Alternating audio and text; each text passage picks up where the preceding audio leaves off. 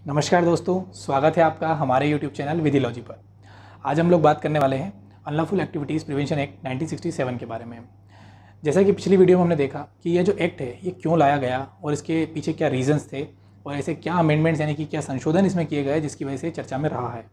तो अगर इसका थोड़ा सा ब्रीफ देख लेते हैं आगे शुरू करने से पहले कि ये जो एक्ट है ये इस तरीके की गतिविधियों को रोकने के लिए लाया गया जो कि प्रोटेस्ट हो रहे थे या जो डिमांड हो रही थी कि देश के अंदर जो स्टेट्स थे वो अलग से अपने आप को एक कंट्री बनाने की मांग कर रहे थे।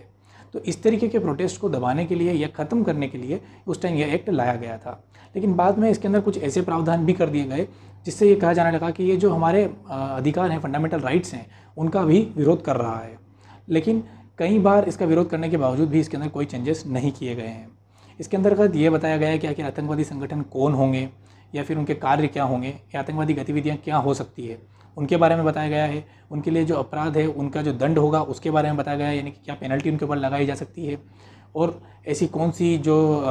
एसोसिएशंस हैं, ऑर्गेनाइजेशंस हैं, उनको कैसे घोषित किया जा सकेगा, यानी कि कैसे डिक्लेयर किया जा सकेगा कि वह जो है अनलॉफुल एक्टिविटीज़ में इन्वॉल्व हैं या फिर अनलॉफुल एसोसिएशंस हैं। वो सारी जो प्रोसेस है वो इस एक्ट के अंदर बताई गई है। जो वीडियो में हमने देखा वो इसका एक इंट्रोडक्शन था कि अनलॉफुल एक्टिविटीज़ एक्ट क्यों लाया गया, क्या परिस्थितियाँ रही, वो हमने देखा। अब जो एग्ज़ाम बेस्ड जो हमारे लिए जो इम्पोर्टेंट है वो यही है कि जो सेक्शन वाइज जो इसके अंदर डिस्क्रिप्शन दिया हुआ है कि जो आतंकी संगठन होंगे वो कौन होंगे, उनके खिलाफ जो कार्रवाई कर सकेगा वो कौन होगा, कौन उसे गठित करेगा, उसके लिए क्या दंड हो सकते हैं यानी कि क्या पेनल्टी हो सकती है, उसके लिए कौन सा न्यायालय उसे डिसाइड करेगा, वो सारे जो प्रोविज़न है वो इस एक्ट के अंतर्गत दिए गए हैं। तो सेक्शन 1 से हम इसे चालू करने वाले हैं। और अगर उससे पहले अगर आप हमारे चैनल पर नए हैं तो प्लीज़ चैनल को सब्सक्राइब कीजिए। और अगर आपको कुछ भी समझ में नहीं आता है या किसी चीज़ में डाउट है तो आप हमें कमेंट सेक्शन में पूछ सकते हैं। और अगर आपको वीडियो पसंद आता है तो प्लीज़ लाइक एंड शेयर ज़रूर कीजिए। तो चलिए शुरू करते हैं। अनलॉफुल एक्टिविटीज़ प्रिवेंशन एक्ट 1967, विधि विरुद्ध क्रियाकलाप निवारण अधिनियम 1967। सबसे पहले इसकी जो कंटेंट लिस्ट है यानी कि इसके अंदर कितने चैप्टर हैं और कितने सेक्शन हैं वो हम देख लेते हैं। तो इसके अंदर टोटल 7 चैप्टर्स हैं यानी कि 7 अध्याय हैं और 53 धाराएं हैं। इसका पहला चैप्टर जो प्रारंभिक है उसके अंदर 2 धाराएं हैं। विधि विरुद्ध संगम इसका दूसरा चैप्टर है, उसके अंदर सेक्शन 3 से लेकर 9 तक जो है प्रोविज़न दिए गए हैं। तीसरा इसका अपराध एवं शास्तियाँ, उसके अंदर सेक्शन 10 से लेकर 14 तक बताया गया है। चौथा है पनिशमेंट फॉर टेररिस्ट एक्टिविटीज़, आतंकवादी क्रियाकलापों के लिए दंड, सेक्शन 15 से 23 में दिए गए हैं। चैप्टर 5 जो है आतंकवाद के आगम या ऐसी संपत्ति जिसका उपयोग आतंकवाद के लिए किया जाना आशयित है का संपरण यानी कि फॉरफीचर, वो सेक्शन 24 से सेक्शन 34 तक दिए गए हैं। चैप्टर 6 टेररिस्ट ऑर्गेनाइजेशन इंडिविजुअल्स यानी कि आतंकवादी संगठन और व्यष्टि, ये सेक्शन 35 से 40 तक दिए गए हैं। और चैप्टर 7 मिसलेनियस यानी कि प्रकीर्ण, इसके अंदर सेक्शन 41 से लेके 53 तक दिए गए हैं। सबसे पहला जो इसका मोस्ट इंपॉर्टेंट पॉइंट है वह है कि the unlawful activities prevention amendment act 2019 जो है वो पूछा जा सकता है एग्ज़ाम में हमसे कि जो इसका जो लेटेस्ट अमेंडमेंट था वो कब हुआ था। तो 2019 में हुआ और किस तारीख से वो लागू हुआ या इफेक्ट में आया, तो 14 अगस्त 2019 के दिन। तो ये आप नोट डाउन कर लीजिएगा, ये एक इंपॉर्टेंट क्वेश्चन है जो बन सकता है। इसका जो एक्ट नंबर है वह है नंबर 37 ऑफ 1967। यह किस दिन लागू हुआ यानी कि किस दिन प्रवृत्त हुआ, तो 30 दिसंबर 1967 के दिन। इसका उद्देश्य क्या है, तो जैसा कि हमने इसका इंट्रोडक्शन लेक्चर में देखा कि आतंकवादी की गतिविधियां या उस तरीके की अनलॉफुल एक्टिविटीज़ को रोकने के लिए जो है प्रावधान बनाने और उनसे जुड़े विषयों के ऊपर नियम बनाने के लिए यह एक्ट बनाया गया है। इसका विस्तार, तो इसका विस्तार संपूर्ण भारत पर है और ऐसे प्रत्येक व्यक्ति पर जो इस अधिनियम के अंदर जो उपबंधित अपराध हैं अगर वो करता है चाहे भारत में या भारत से बाहर, तो उसके ऊपर भी यह अधिनियम जो है लागू होगा। और भारत के बाहर यदि भारत के नागरिक हैं उनके ऊपर भी ये लागू होगा। और भारत में जो रजिस्टर्ड विमान हैं या जो जहाज़ है पानी में जो चलते हैं पोत, उनके ऊपर भी ये लागू होगा। तो जो उनके ऊपर प्रेजेंट हैं भारत के नागरिक उनके ऊपर तो होगा ही, अगर वहाँ पर कोई और दूसरे देश का नागरिक भी है और अगर वो इस एक्ट में जो प्रोविज़न दिए गए हैं उसके विरुद्ध कोई काम करता है यानी कि भारत के विरुद्ध कोई काम करता है जो कि इस अधिनियम के अंतर्गत एक अपराध है, तो उसके ऊपर भी ये एक्ट जो है लागू होगा। सेक्शन 2 परिभाषाएं। एसोसिएशन यानी कि संगम क्या होगा, तो या तो इंडिविजुअल से मिलकर बना हुआ यानी कि 2 या 2 से अधिक व्यक्ति जो इसमें है वो ऑर्गेनाइजेशन हो सकता है, या कोई एक व्यक्ति भी इसके अंतर्गत आ सकता है जो कि 2019 के द्वारा ही अमेंडमेंट करके इसमें जोड़ा गया है जैसा कि हमने पढ़ा था। बी भारत के राज्य क्षेत्र के किसी भाग का अध्यर्पण, यानी कि session of a part of the territory of India, यानी कि किसी भारत के किसी राज्य क्षेत्र जो मतलब जो भारत का पार्ट है उस भूभाग को जो है किसी का अधिग्रहण करने की जो है व्याख्या करना या उसके द्वारा किसी विदेशी द्वारा उसके ऊपर जो है हक जताना, वो आएगा भारत के राज्य क्षेत्र के किसी भाग का अध्यर्पण, यह कहलाता है। संहिता, संहिता यानी कि कोड, और यहाँ संहिता का मतलब है दंड प्रक्रिया संहिता 1973, जो कि उसके अंतर्गत जो भी डेफिनेशन दी गई है वो अगर इसके अंतर्गत नहीं दी गई है तो वही मानी जाएगी जो उसमें दी गई है। डी, न्यायालय, तो न्यायालय से यहाँ अभिप्राय है कोई क्रिमिनल कोड यानी कि दंड न्यायालय, या फिर जो हमने NIA एक्ट पढ़ा था उसके अंदर जो नेशनल इन्वेस्टिगेशन के अंतर्गत जो न्यायालय गठित किए जाते हैं, तो जो विशेष न्यायालय होंगे जो धारा 11 और धारा 22 में जो NIA के अंतर्गत गठित किए जाएंगे वो यहाँ पर भी न्यायालय समझे जाएंगे। अभिहित अधिकारी यानी कि डेजिग्नेटेड अथॉरिटी कौन होगा, तो अभिहित अधिकारी वो होगा जो यदि केंद्र सरकार नियुक्त करती है तो जॉइंट सेक्रेटरी यानी कि संयुक्त सचिव से नीचे की पंक्ति का ना हो, या फिर अगर राज्य सरकार नियुक्त करती है तो सेक्रेटरी यानी कि सचिव की पंक्ति से नीचे का नहीं होगा। आर्थिक सुरक्षा, इकोनॉमिक सिक्योरिटी क्या होगी, तो जैसे कि हम देख रहे हैं कि ये अनलॉफुल एक्टिविटीज़ प्रिवेंशन एक्ट है, तो इसके अंतर्गत जो आर्थिक सुरक्षा है हमारी, अगर उसको कोई नुकसान पहुंचाता है तो वो भी एक आतंकवादी गतिविधि के अंतर्गत काउंट किया जाएगा। इसलिए बताया गया है कि आर्थिक गतिविधि या आर्थिक सुरक्षा क्या हो सकती है, तो इसके अंतर्गत सारे ही जो हमारे जो पॉइंट्स हैं उनको कवर किया गया है, यानी कि मॉनेटरी पॉलिसी हो गई, या फिर आपका जो फिजिकल डिपॉजिट हो गया, या हमारी जो खाद्य सुरक्षा हो गई, पर्यावरण सुरक्षा हो गई, ये सारी तरीके की जो चीज़ें हैं, जो सुरक्षा हैं, वो इसके अंतर्गत दी गई हैं। फिर व्यक्ति कौन होंगे, तो व्यक्ति के अंतर्गत एक पर्टिकुलर एक इंडिविजुअल हो सकता है, या कोई फर्म हो सकती है, या कोई एक आर्टिफिशियल जुडिशरी पर्सन हो सकता है, या फिर कोई ऐसा व्यक्ति हो सकता है जो इनके अंदर उत्पन्न नहीं किया गया हो लेकिन फिर भी वह इस एक्ट के अंतर्गत काउंट होता हो। यानी कि हर तरीके का जो व्यक्ति है वो इसके अंतर्गत सम्मिलित कर लिया गया है। आतंकवाद से आगम, प्रोसीड्स ऑफ टेररिज्म, इसका मतलब ये होता है कि जब आतंकवादी गतिविधियां होती हैं और उसके लिए जब आतंकवादी गतिविधियां होने के बाद इनके पास जो उससे संपत्ति ये जो अर्जित कर लेते हैं इस अनलॉफुल एक्टिविटी के द्वारा या टेररिस्ट एक्टिविटी के द्वारा, तो वो जो संपत्ति है या उससे आया हुआ धन है या जो सिक्योरिटीज़ हैं वह जो भी होंगी वो आतंकवाद से आगम के अंतर्गत आएंगी। प्रॉपर्टी क्या होगी, तो प्रॉपर्टी के अंदर सारी ही चीज़ें यहाँ पर इंक्लूड की गई है, यानी कि आपकी जो फिजिकल जो संपत्ति है वह भी, या कॉर्पोरियल या इनकॉर्पोरियल यानी कि मूर्त संपत्ति, अमूर्त संपत्ति, या फिर टेंजिबल, इंटेंजिबल, या फिर चेक हो सकते हैं, सिक्योरिटीज़ हो सकती है, बॉन्ड हो सकते हैं, लेटर ऑफ क्रेडिट हो सकता है, मतलब सारी ही तरीके की जो संपत्ति हैं वह यहाँ पर इंक्लूड की गई हैं। आतंकवादी कार्य यानी कि टेररिस्ट एक्ट क्या होगा, तो हर वो एक्ट जो इस अधिनियम के अंतर्गत जो उल्लेखित किए गए कार्य हैं, यानी कि जो भारत के विरुद्ध अगर कोई कार्य करता है या भारत को तोड़ने की कोशिश के लिए कोई कार्य करता है तो वो टेररिस्ट एक्ट के अंतर्गत आएगा। आतंकवादी गैंग यानी कि टेररिस्ट गैंग कौन सा होगा, तो जो टेररिस्ट ऑर्गेनाइजेशन होते हैं उन्हें छोड़कर यदि कोई ऐसा व्यक्तियों का समूह है जो कार्य कर रहा है और ऐसी एक्टिविटीज़ कर रहा है जो आतंकवादी एक्टिविटी के अंतर्गत आती है तो उसे आतंकवादी गैंग कहा जाएगा। विधि विरुद्ध क्रियाकलाप क्या होंगे, तो अनलॉफुल एक्टिविटी वही सारी चीज़ें होंगी जो इस एक्ट के अंतर्गत डिफाइन की गई हैं कि अगर कोई ऐसा कार्य करता है तो उसे अनलॉफुल एक्टिविटी माना जाएगा, भारत के विरुद्ध माना जाएगा। तो ऐसी एक्टिविटी के अंतर्गत वो सारी चीज़ें हैं यदि वो हमारे जो नेशनल सिक्योरिटीज़ हैं उनको नुकसान पहुंचाता है, या फिर जो भारत के बारे में या उसके जो राज्य क्षेत्र हैं उनमें यह दावा करता है कि यह जो राज्य क्षेत्र है ये अलग कर दिया जाना चाहिए या इस क्षेत्र को इसमें मिला दिया जाना चाहिए। तो इस तरीके की जो चीज़ें हैं वह सभी विधि विरुद्ध क्रियाकलाप के अंतर्गत आएगी। विधि विरुद्ध संगम कौन से होंगे, यानी कि अनलॉफुल एसोसिएशन कौन से होंगे, तो ये वही एसोसिएशन होंगे जो विधि विरुद्ध जो क्रियाकलाप हैं वो करेंगे, यानी कि जो विधि विरुद्ध क्रियाकलाप जो हैं अगर वह सारे कार्य अगर कोई ऑर्गेनाइजेशन या एसोसिएशन करता है तो उसे विधि विरुद्ध संगम कहा जाएगा। और इसे कौन घोषित करेगा, तो वो हम आगे जो सेक्शन है उसमें देखते हैं। सेक्शन 3 यानी कि chapter 2, declaration of an association as unlawful,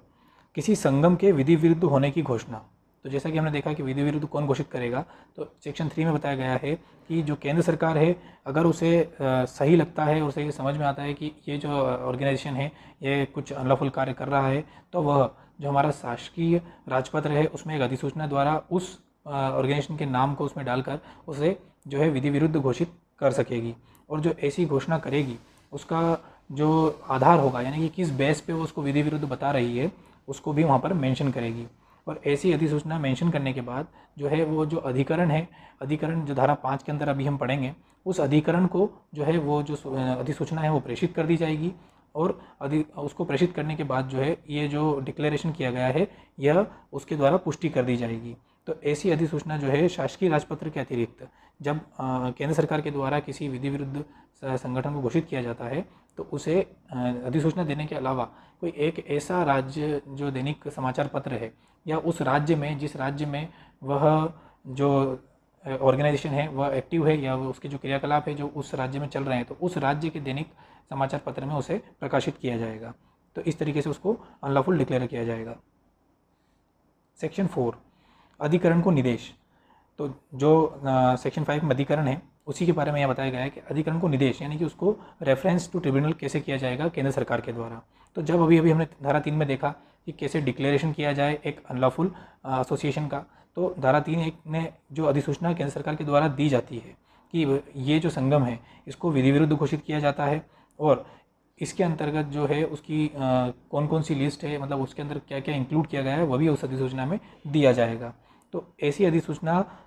तैयार करने के बाद जो है केंद्र सरकार उसे अधिकरण के पास भेजेगी और अधिकरण जो है उसकी पुष्टि करेगा कि ये जो हेतु है यानी कि उसके अंदर जो रीजंस दिए गए हैं कि इस वजह से उसे जो है अनलॉफुल एसोसिएशन घोषित किया गया है, तो उसकी जांच करेगा और ऐसी जांच जो है वह 30 दिनों के भीतर करेगा और उसी 30 दिन में जो है वह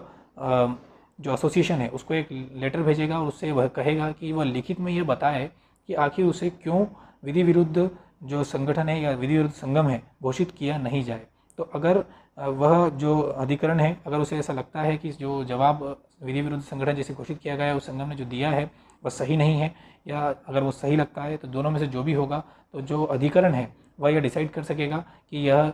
विधि विरुद्ध संगम होना चाहिए या नहीं होना चाहिए। तो ये जो डिसीजन है यह जो अधिकरण है वह लेगा और उक्त संगम जो है जिसको विधि विरुद्ध घोषित किया गया है उसमें दिए गए जवाब की जो कार्रवाई है वो धारा 9 में दी गई उसके हिसाब से की जाएगी। तो धारा 9 में ये बताया गया है कि जो हमारी सिविल प्रक्रिया संहिता 1908 है उसके अकॉर्डिंग जो दावे की जो अन्वेषण जो होता है उसी के अकॉर्डिंग जो है इसकी सुनवाई की जाएगी। और ऐसा जो आदेश है जो 3(1) के अंतर्गत दिया गया है अगर उसके अंतर्गत जो आदेश है जो प्रतिबंध करने का या उसको अनलॉफुल घोषित करने का तो उस आदेश के विरुद्ध अगर कुछ भी पुष्टि होती है अधिकरण के द्वारा तो वह 6 महीने के अंदर अंदर दी जाएगी। यही इसके इंपॉर्टेंट पॉइंट्स है जो हमने यहाँ पर एक्सट्रैक्ट करके लिखे हैं, नहीं तो ये जो सेक्शन है उसमें बहुत सारा डीप में दिया हुआ है। तो आप ये जो इंपॉर्टेंट पॉइंट्स है ये नोट कर लीजिएगा। सेक्शन 5 ट्रिब्यूनल अधिकरण। जो सेक्शन 3 और सेक्शन 4 में हमने देखा कि अधिकरण क्या कर सकता है या अधिकरण को प्रेषित करेगा या अधिकरण को निर्देश देगा, तो वो अधिकरण कैसे बनेगा या उसको कौन बनाएगा और उसके अंदर कौन मेंबर होगा वो सेक्शन 5 में दिया हुआ है। तो केंद्र सरकार जो है एक ऐसा अधिकरण बनाएगी और आवश्यकता पड़ने पर बनाएगी। तो ऐसा अधिकरण जो है उसका क्या नाम होगा, अनलॉफुल एक्टिविटीज़ प्रिवेंशन ट्रिब्यूनल यानी कि विधि विरुद्ध क्रियाकलाप निवारण अभिकरण। तो ऐसा जो अभिकरण होगा उसके अंतर्गत जो व्यक्ति होगा जो हेड होगा वो उच्च न्यायालय का न्यायाधीश होगा, उसे ही उस पर केंद्र सरकार उसे नियुक्त करेगी। और ऐसे अधिकरण के जितने भी खर्चे होंगे जो भी एक्सपेंसेस होंगे वो भारत की जो कंसोलिडेटेड फंड यानी कि संचित निधि है उसके ऊपर भरित होंगे, मतलब उससे चुकाए जाएंगे। कंसोलिडेटेड फंड जो है वो आर्टिकल 266(1) के अंदर कॉन्स्टिट्यूशन के अंदर दिया गया है। तो इसके बारे में हम डिटेल वीडियो अलग से बनाएंगे कि आखिर कंसोलिडेटेड फंड क्या होता है, कंटिंजेंसी फंड क्या होता है, तब हम इसे समझेंगे। अधिकरण जो है सिविल जो अधिकरण रहेगा उसे जो सिविल प्रक्रिया संहिता जो होती है उसके अंतर्गत जो सिविल न्यायालय होता है उसके अंतर्गत जो शक्तियां हैं वो सारी शक्तियां अधिकरण के पास होंगी। Section 6 period of operation and cancellation of notification. अधिसूचना के प्रवृत्त रहने की कालावधि और उसका रद्द किया जाना, यानी कि धारा 3(1) के अंदर जो अधिसूचना दी जाती है केंद्र सरकार के द्वारा और फिर अधिकरण द्वारा अगर वो पुष्टि कर दी जाती है तो अधिकरण के द्वारा पुष्टि करने के बाद जो है उस तारीख से वो 5 साल की तक वैलिड रहती है। लेकिन अगर केंद्र सरकार चाहे या फिर जो व्यतीत व्यक्ति है अगर वो आवेदन करता है केंद्र सरकार को तो ऐसी अधिसूचना जो है वो किसी भी वक्त केंद्र सरकार के द्वारा रद्द की जा सकती है या वापस ली जा सकती है। यही धारा 6 के अंदर हमें बताया गया है। Section 7 power to prohibit the use of funds of unlawful association, यानी कि किसी विधि विरुद्ध संगम की निधियों से उपयोग का प्रतिबंध करने की शक्ति। या निधियों से मतलब है कि ऐसा धन या ऐसी प्रॉपर्टी या फिर सिक्योरिटीज़ जो कि अनलॉफुल एक्टिविटी के द्वारा यानी कि अनलॉफुल ऐसी एक्टिविटीज़ के द्वारा उन्होंने संग्रहित की है और वो उसको इस तरीके से काम में ले रहे हैं कि उससे वापस से कुछ अनलॉफुल एक्ट किया जा सके, तो उसको कैसे प्रोहिबिट यानी किस तरीके से प्रतिषेध किया जा सकता है। तो अगर केंद्र सरकार को लगता है कि जो अनलॉफुल एसोसिएशन जो है जिसे उन्होंने अनलॉफुल एसोसिएशन घोषित किया है उसके पास ऐसा फंड है जो कि वह उसके जो व्यक्ति हैं वह किसी ऐसी एक्टिविटीज़ में काम कर रहे हैं जिसकी वजह से जो है इस अधिनियम के अंदर जो बंदित नियम है उनका उल्लंघन हो सकता है, तब केंद्र सरकार जो है ऐसे जो फंड है उनके ऊपर रोक लगाने का जो है आदेश जारी कर देगी। और ऐसा आदेश जारी करने के बाद जो एक अन्वेषण अधिकारी नियुक्त कर सकेगी, और वह अन्वेषण अधिकारी जो है उस जो एसोसिएशन है, जो अनलॉफुल एसोसिएशन है, उसकी जो है जांच कर सकेगा, उसके जो संपत्ति है उसमें प्रवेश कर सकेगा, उसकी बुक्स या लिटरेचर अगर कुछ हैं तो उन्हें देख सकेगा, और अगर उसे उनमें से कुछ भी ऐसा लगता है जो अनलॉफुल है तो उसके बारे में कुछ भी जो रीजंस हैं उसको स्पेसिफाई करके एक रिपोर्ट तैयार कर सकेगा। और जो केंद्र सरकार इसके अंदर आदेश देगी उसकी जो तामील है वो समन की तामील की तरह होगी, यानी कि जिस तरीके से अगर समन जारी किया जाता है तो यदि वहाँ पर उनका कोई कर्मचारी है जो हेड है वो मिलता है तो उसे दे दिया जाता है, यदि वो भी नहीं मिलता है तो जो है वहाँ के सहज दृश्य भाग में उसे चस्पा कर दिया जाता है, यानी कि उसका जो मेन एंट्रेंस है या जहाँ पे सब लोग देख सकें उसे वहाँ चिपका दिया जाता है। तो इस तरीके से जो आदेश है उसकी तामील की जाएगी। लेकिन अगर इस प्रतिबंधित आदेश से अगर जो व्यथित व्यक्ति है वो मतलब समर्थ नहीं है, यानी कि उसे संतोष नहीं है इससे, तब वह उस आदेश से 15 दिन के भीतर जो है जहाँ वो संपत्ति स्थित है या जहाँ आदेश किया गया है उस संपत्ति या उसके जो स्थानीय अधिकरण के अंदर जो जिला न्यायालय लगता है वहाँ पर वह आवेदन कर सकेगा 15 दिन के भीतर कि उसे जो जिस चीज़ के लिए उसे प्रतिष्ठित किया गया है या जो संपत्ति उसकी प्रतिष्ठित की गई है उसे प्रतिष्ठित नहीं किया जाए, और उसके लिए उसे जो है रीजंस वहाँ पर देने होंगे। और जो अन्वेषण अधिकारी है अगर उसे कोई जानकारी प्राप्त होती है अन्वेषण के दौरान तो वह प्रकट नहीं करेगा बिना केंद्र सरकार की अनुमति के। धारा 8 power to notify places used for the purpose of an unlawful association, यानी कि विधि विरुद्ध संगम के प्रयोजन के लिए उपयोग में लाए गए स्थानों को अधिसूचित करने की शक्ति। जैसे कि हमने धारा 7 में देखा कि जो फंड आएगा उसको कब प्रतिष्ठित कर सकते हैं, ठीक उसी प्रकार धारा 8 जो है इसमें बताया गया है कि जो उनने जो स्थान है यानी कि जो प्लेसेस हैं जो कि अनलॉफुल एक्टिविटीज़ के लिए यूज़ में ली गई हैं उनको कब प्रतिबंधित कर सकते हैं, वही धारा 8 में बताया गया है। तो केंद्र सरकार यहाँ पर भी एक अधिसूचना द्वारा ऐसे स्थान को अधिसूचित करके जो है प्रतिबंधित कर सकेगी, और वहाँ वो स्थान जिस जिला मजिस्ट्रेट के क्षेत्र में आता है वो जिला मजिस्ट्रेट जो है वहाँ जाकर उस स्थान का निरीक्षण कर सकेगा, और या फिर उसके नीचे जो अधिकारी है उसको वहाँ पर भेज सकेगा, और ऐसा अधिकारी या फिर जिला मजिस्ट्रेट जो है उस स्थान में मौजूद जो जंगम संपत्ति है उनकी एक लिस्ट बना सकेंगे, और ऐसी जो लिस्ट होगी वह किसी 2 साक्षी जो वहाँ उपस्थित होंगे उनकी उपस्थिति में बनाई जाएगी। और अगर उन्हें उन जो वस्तुएं हैं उनमें ऐसा लगता है कि ये अनलॉफुल एक्टिविटीज़ में काम में ली जा सकती है तो उनके ऊपर जो है प्रतिबंध लगाया जा सकेगा उनके यूज़ के ऊपर। अगर जो व्यथित व्यक्ति है जो इस आदेश के द्वारा जिसकी वस्तुएं जो हैं प्रतिष्ठित कर दी गई हैं अगर उसे लगता है कि ये सही नहीं है तो वो जो है उस जिला न्यायाधीश को 30 दिन के भीतर ऐसे आदेश के आवेदन कर सकेगा।